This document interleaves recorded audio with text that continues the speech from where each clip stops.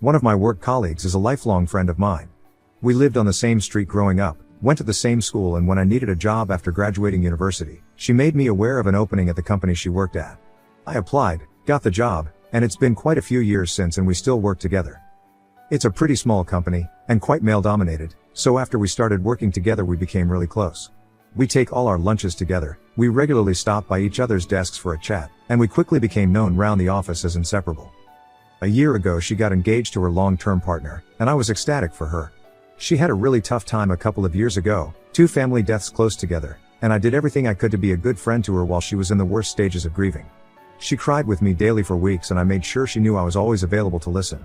I also took about a third of her workload off her voluntarily, so she could take days off when she needed to without stressing about her work building up.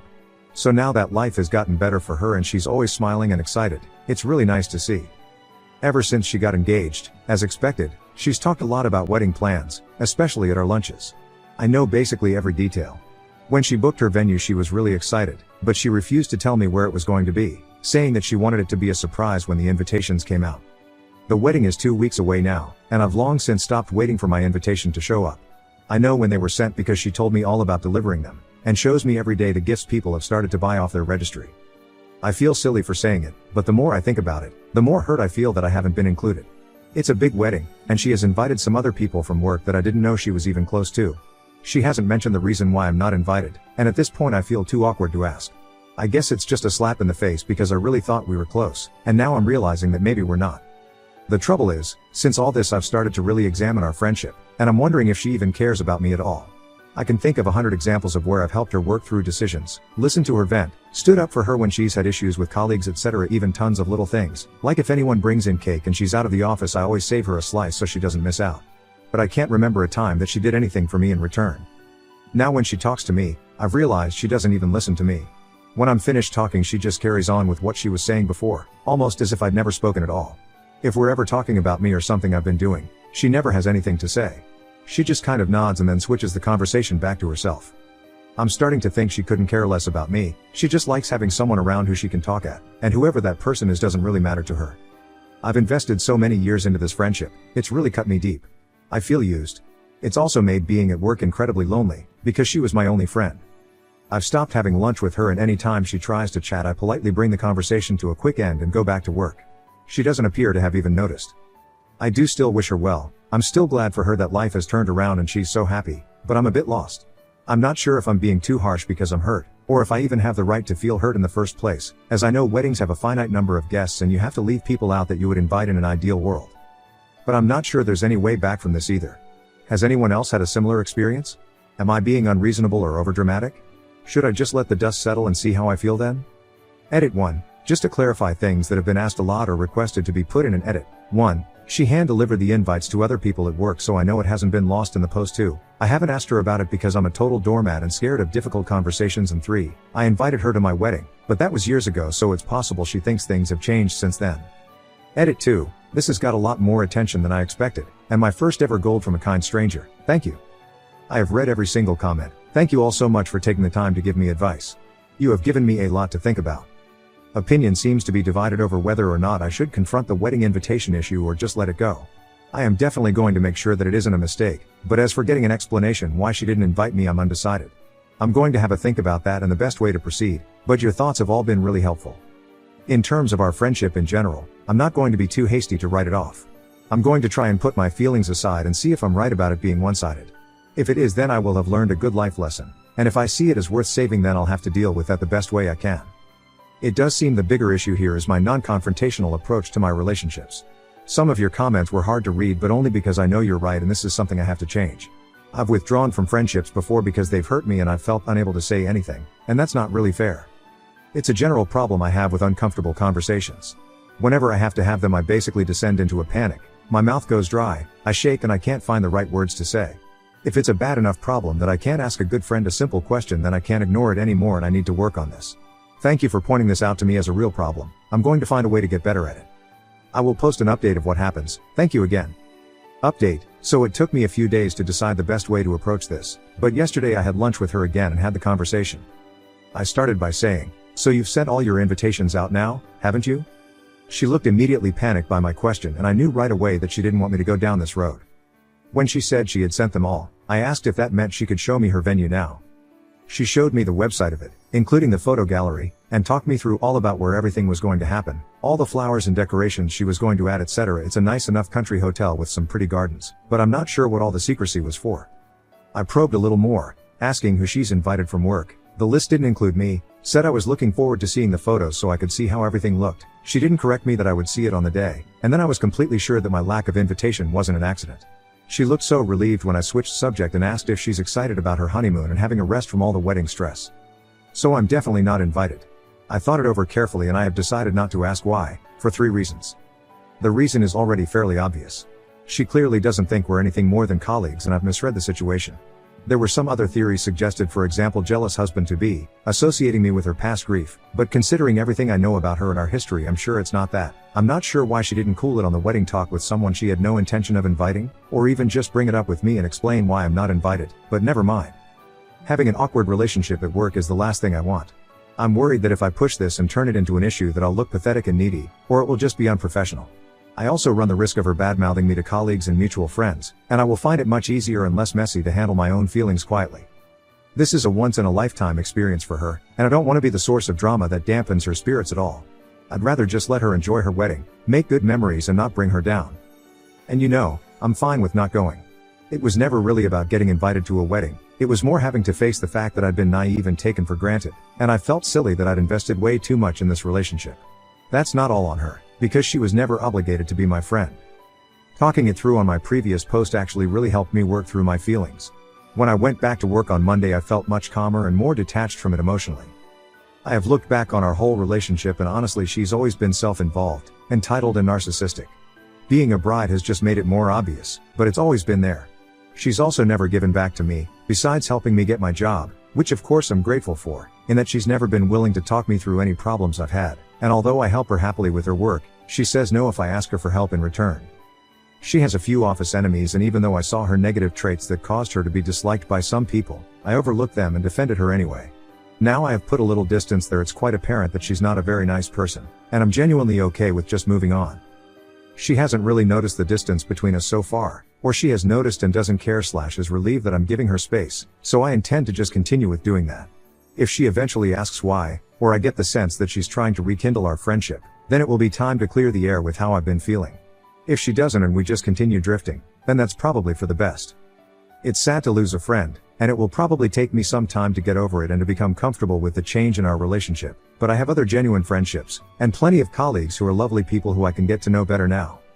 The main thing I really took from my original post, and I'm so glad I did post because I needed some tough love on this, is that my fear of confrontation really needs dealing with. If I can learn how to better speak my mind as things are happening, that will stop things from building and building until I have to have a serious conversation and it makes what should have been a molehill into a mountain. I also need to figure out how to have difficult conversations without having an anxiety attack, which not only weakens my message but is extremely distressing and puts me off dealing with things and being honest with people.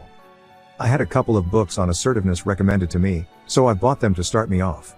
I'm also looking into going to a coach, or maybe a couple of therapy sessions at least, to try and better myself. I don't want to hurt other people by doing this, so this has become top priority for me. Thank you so much everyone who pointed that out to me. I was aware of it, but I didn't think it was a problem and figured I'd just be that way all my life. Now I know better. Thank you for being so honest with me. Also, thank you to those who talked me through the one-sided friendship issue. I'm a good listener and have always attracted people who need to vent, but I only ever noticed the one-off conversations, and didn't think I was being taken advantage of as a long-term listening ear. I have been examining my other friendships in the last few days, to see if anyone else is using me in the same way, or if I've even been doing this to others and not had the self-awareness to realize. There are a couple of changes I need to make, including a friendship that I need to set some boundaries in, and another one where I've not been giving back to the other person as much as I should have. I have learned a really valuable lesson from this about maintaining healthy relationships, and I'm very grateful for that. Edit. A few people have been asking about the books I was recommended. Nonviolent Communication by Marshall Rosenberg, When I Say No I Feel Guilty by Manuel J. Smith, Why Men Love Bitches by Sherry Argov. Final update. It's been over 4 years since I posted my original story. I have received occasional messages since asking for an update, but I didn't expect to post one. However, my story was featured in a YouTube video yesterday, and I've had a flurry of messages, so let me tell you what has happened since. The colleague and I still work together. In the time that has passed, she has had 2 kids and took 12 months off for each, so she hasn't actually been around a lot. At first I avoided her. Looking back, I was being petty and giving her the silent treatment.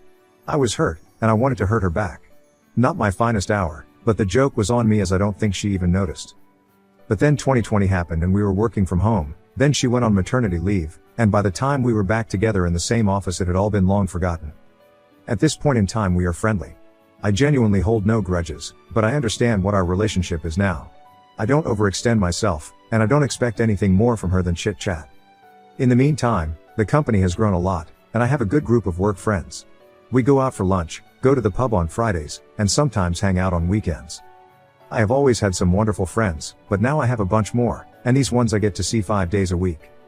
One of the people in this group got married 4 months ago. Not only was I invited to her wedding, but also her bachelorette, party. I was on the photographer's list for an official photo with her, along with the other work friends she invited, and after a few drinks she gave me a big kiss and said she was so pleased I was there. Another one of them is recently engaged, and although her wedding is a while away, I have already been informally invited, without having to ask. And my colleague has another work friend that she leans on now. When things upset her at work, I'm no longer the person she comes to for a rant or a cry. I'm totally fine with that, because it was an emotional drain.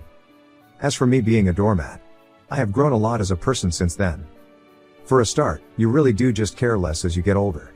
Hitting 30 did wonders for my self-esteem and inner peace. Secondly, I have grown in confidence. I used to be terrified of letting anyone down, so I overcompensated. It took time for me to realize I am actually a really good friend. The more people I meet who like me just as I am, the safer I feel being authentically me.